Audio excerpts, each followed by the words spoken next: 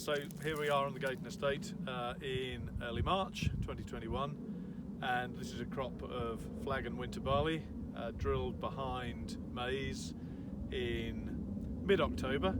About 160-170 kilos of seed. We're trying to get the crop just thick enough so this light sandy soil can support it. We get a good sample, so 230-240 plants a square metre. As I say, this is drilled behind maize.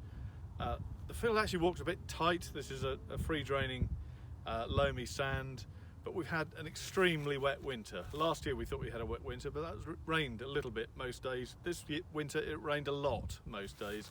We've had an annual rainfall in 3 or 4 months, so walks a bit tight, but the crop has come through the winter well and hasn't woken up yet. It's still quite prostrate, close to the ground.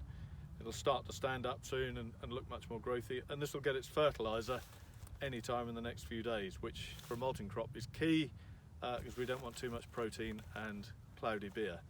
But it looks reasonably encouraging.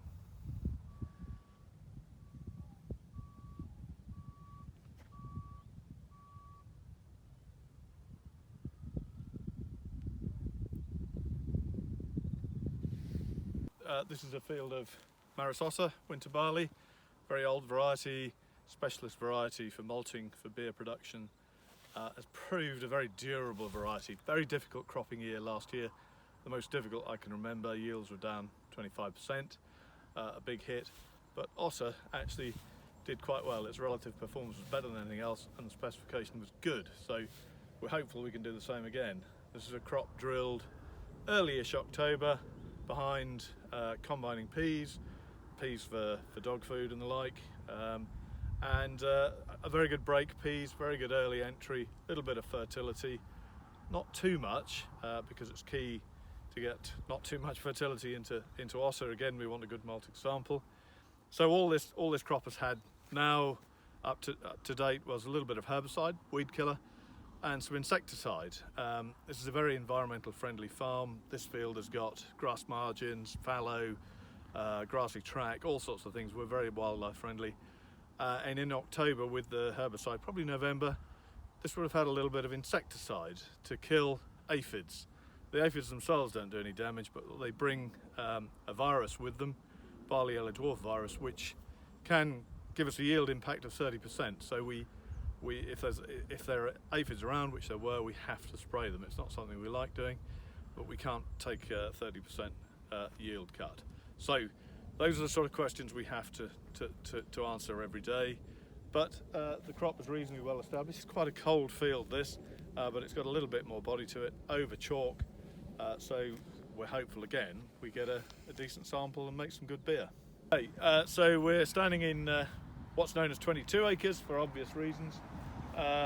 This is drilled behind sugar beet. We have quite a diverse rotation.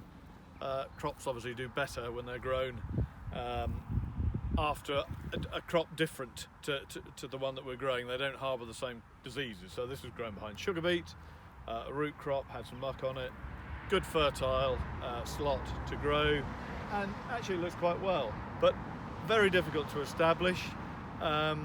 If Bob swings around, you can see quite a bare patch in the field which has been underwater for most of the winter.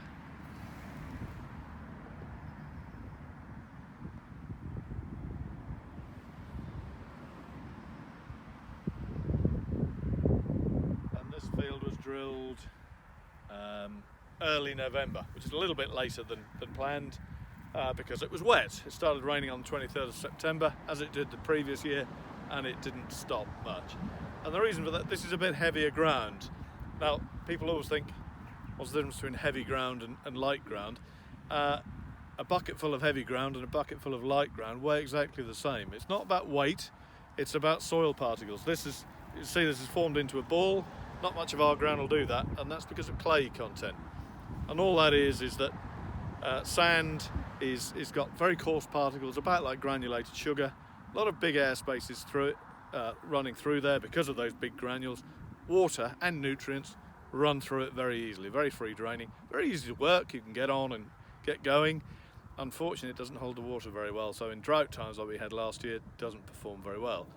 This ground's got a little bit more clay, which means The soil particles are much finer, more like caster sugar, much finer. Same amount of air in there, but it's in much smaller spaces, and those spaces tend to trap water, hold water much longer, but also clay holds onto nutrients, much more fertile soil.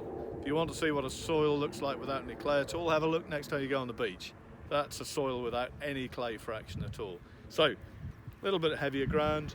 We tend to put otter on heavier ground. It's a premium crop, favour it a bit. So we hope that we might get off here 6.5 tonnes a hectare of otter. That's being optimistic perhaps. We've got plenty that'll grow 4.5, so we need the odd field like this to help us out.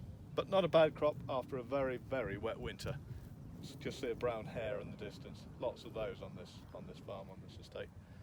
So here we are in one of the smaller fields down by the village, about 65 feet above sea level. So warmer down here. We go up to 300 where we've just been on the top of the estate. Makes a lot of difference, as I think some photographs of snow will show. But this, we're lifting beet later than I've ever lifted in my career, and this is because of a very challenging winter. This is light land, but it has got some ditches and whatever that haven't been done for a few years. We've done those out, we've cured those problems. It's just been extremely wet, nearly 24 inches of rain since late September. That's a year's worth in a winter. So we're really struggling. And to add insult to injury, a very poor harvest last year, one of the poorest in recent memory nationally. Cereal harvest, but also sugar beet here. There's probably 30 tonnes a hectare here. This is a very poor crop. Yields have ranged from 62 to 30 on here.